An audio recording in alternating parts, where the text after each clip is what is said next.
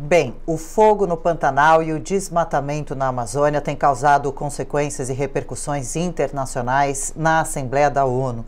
Sobre esse assunto, a gente recebe agora, então, conversa com o presidente do PROAM, o Instituto Brasileiro de Proteção Ambiental, Carlos Bocuí. Presidente, bom dia, obrigada pelo seu tempo conosco, bem-vindo. Bom dia, como vai? Tudo bem por aqui, espero que por aí também. Presidente, o senhor acompanhou agora há pouco o discurso do presidente na Assembleia Geral da ONU. O que achou? Como analisa a situação ambiental do país, as queimadas severas em diversos estados brasileiros que a gente vem acompanhando atualmente? Bom, é preciso identificar o que é realidade, né, e o que é discurso, né? O que nós temos notado, desde a época da campanha do presidente Jair Bolsonaro, é que não havia nenhuma prioridade para a questão ambiental. Pelo contrário, né, o governo ele não cediu à Conferência do Clima no ano passado, o Sistema Nacional do Meio Ambiente foi desprestigiado. Esse sistema tem que funcionar para dar conta das questões ambientais como da Amazônia, do Pantanal, etc., Então, todas as ações do governo, né, foram no sentido de fragilizar o Sistema Nacional do Meio Ambiente. Então, existe uma clara discrepância entre o que o presidente diz e o que aconteceu realmente, os fatos, o que os fatos demonstraram, né? E hoje, para nós, é muito importante verificar que as consequências estão aí, né? O despreparo do CISNAMA, do Sistema Nacional do Meio Ambiente, do IBAMA, a forma como isso foi tratado, com pouco recurso, isso acabou gerando uma incapacidade de enfrentamento de uma situação climática difícil, adversa, pela qual nós passamos agora.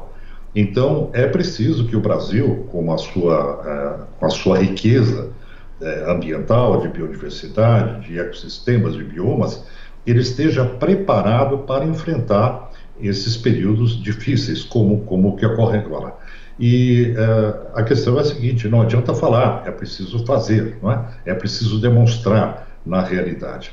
Uma outra questão que chama a atenção é o desprestígio da questão científica na abordagem, por exemplo, do Instituto Nacional de Pesquisas Espaciais, todo o desprestígio que foi colocado sobre uma instituição histórica, séria, científica.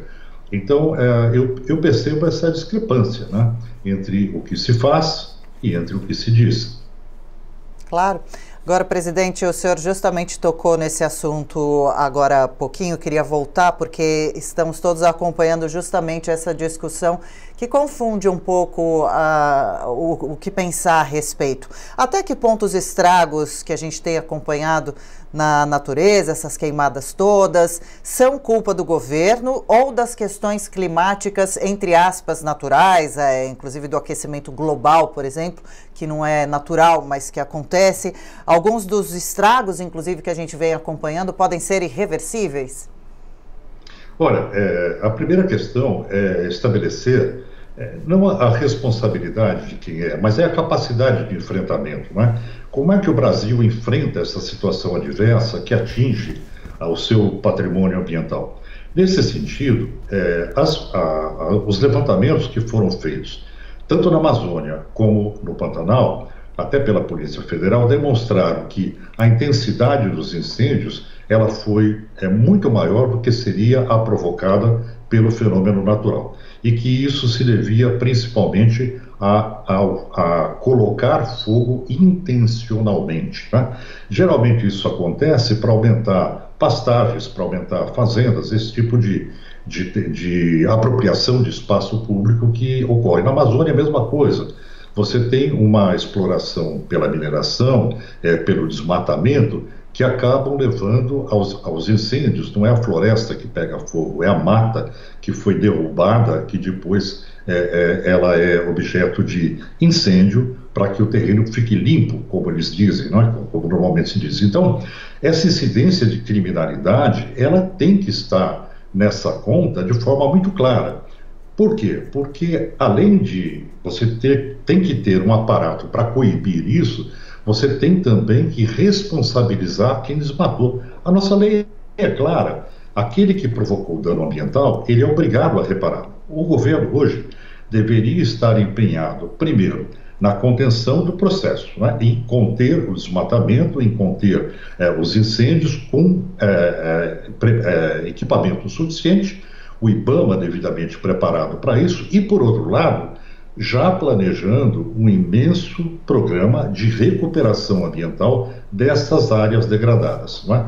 Porque é impossível você pensar que 20% do Pantanal possa ser perdido sem processo de recuperação. Então, eu vejo essa lacuna na política ambiental, no planejamento, no plano ambiental para o Brasil, que dê conta de solucionar esse problema que nós estamos atravessando. Perfeito.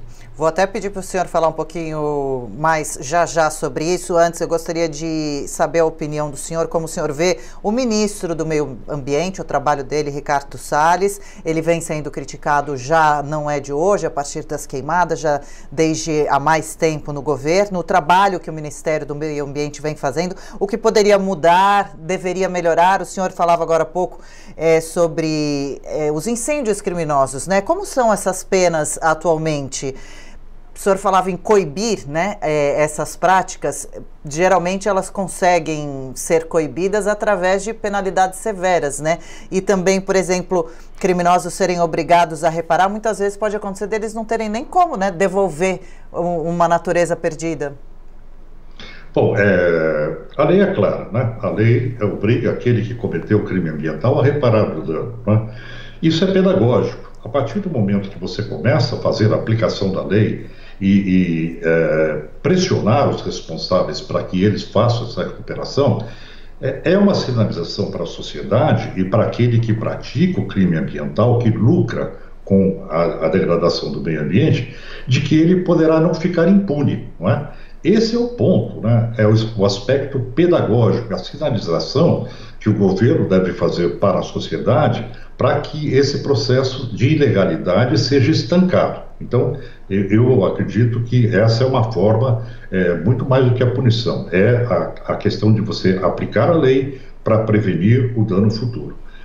Por outro lado, com relação ao ministro Ricardo Salles, infelizmente, ele vem decepcionando muito o movimento ambiental e também foi objeto de várias representações do Ministério Público, inclusive recomendações, etc., por conta de duas questões fundamentais. A primeira foi, durante a gestão dele, o Sistema Nacional do Meio Ambiente, o SISNAMA, que é composto pelo ICMBio, pelo IBAMA, pelos conselhos ambientais, ele sofreu um retrocesso muito grande, né? Não só na participação social, mas na perda de eficiência, de eficácia do IBAMA, por exemplo, na aplicação de multas, de presença física do IBAMA como órgão fiscalizador onde ocorre o crime ambiental. Esse é o primeiro ponto. O segundo é a normatização.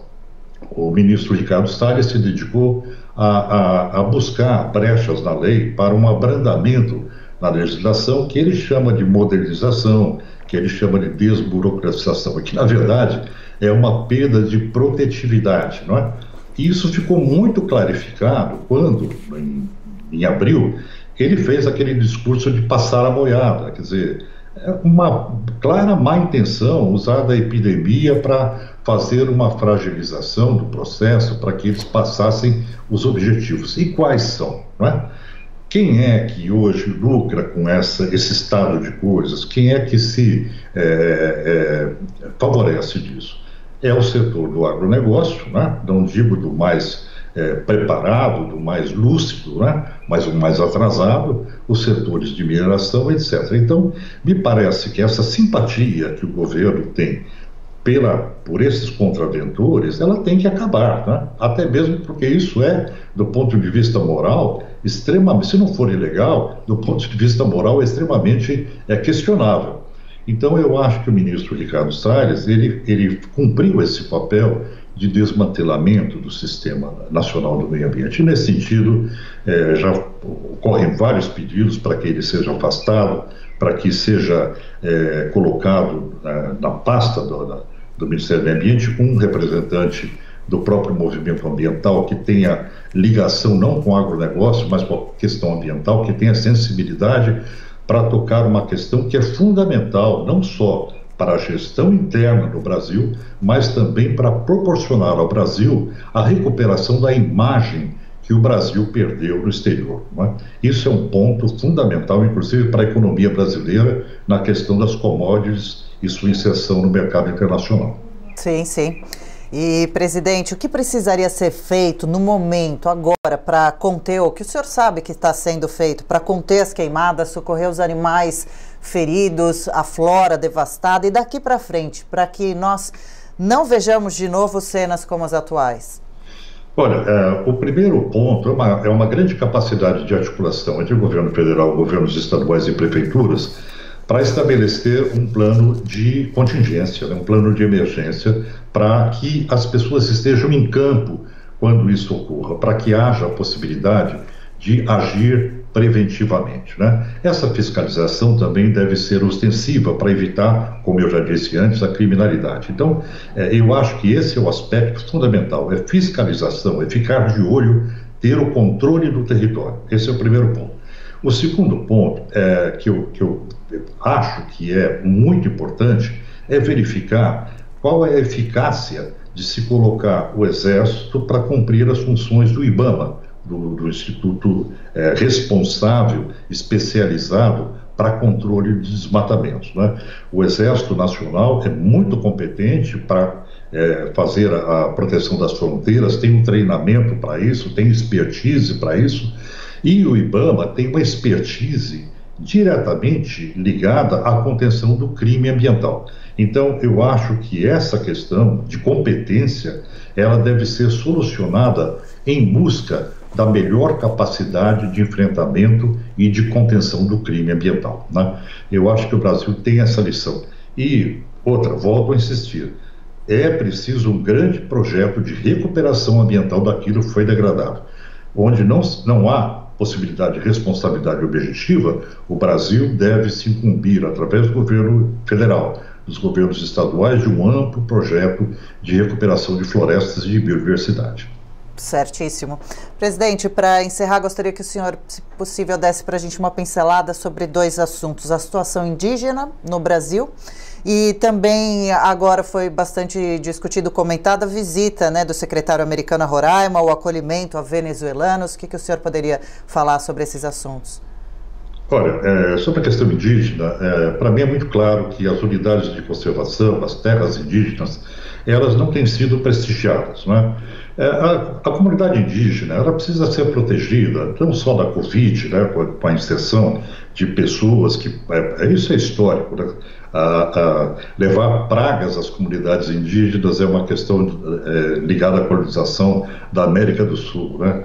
Então, esse aspecto de proteção das comunidades, nos seus aspectos culturais, no seu aspecto de território, de proteção das comunidades, dizer que comunidades indígenas têm que ser civilizadas, é um grande besteirol, né? As comunidades não querem isso, elas querem manter o seu status, o seu modus de vida centenário, e eu acho que a sociedade tem que respeitar isso. Então, as unidades de conservação têm que ser espaços protegidos territorialmente e não pode se permitir que haja desmatamento nessas áreas, exploração por mineração, etc.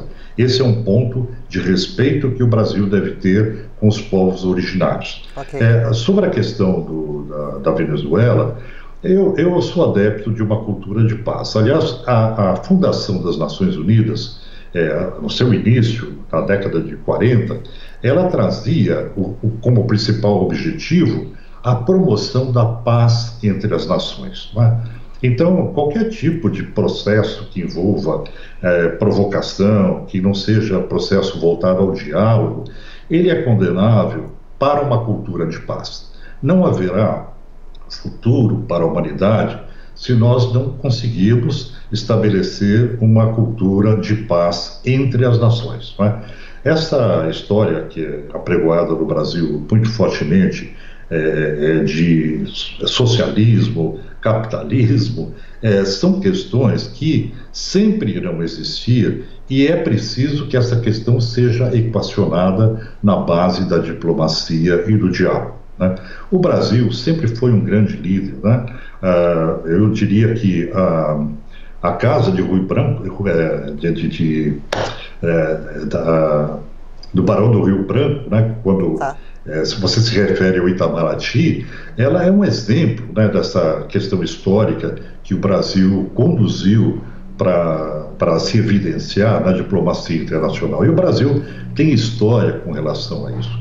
O Brasil deve seguir a sua tradição, a sua história, valorizando aquilo que a gente tem culturalmente, que é esse princípio, essa cultura de paz. Ok. Presidente, uma última pergunta, se o senhor puder responder de uma forma breve. O senhor acredita que agora, com a chegada da primavera, quem sabe, essas queimadas devem acabar sendo contidas, elas vão se espalhando cada vez mais para locais diferentes e algumas das suas consequências vêm chegando, avançando para a região sudeste, devem avançar para outras regiões ou já começar um declínio aí de desgaste? Olha, eu acho que a questão climática agora nos favorece, né? A gente vai ter um pouco mais de chuva, e isso vai ajudar contra a extrema secura do clima, e isso proporciona que a gente tenha uma melhor condição para evitar os incêndios. Agora, eu insisto que isso vai se repetir no próximo ano, né? As condições climáticas adversas, segundo estudos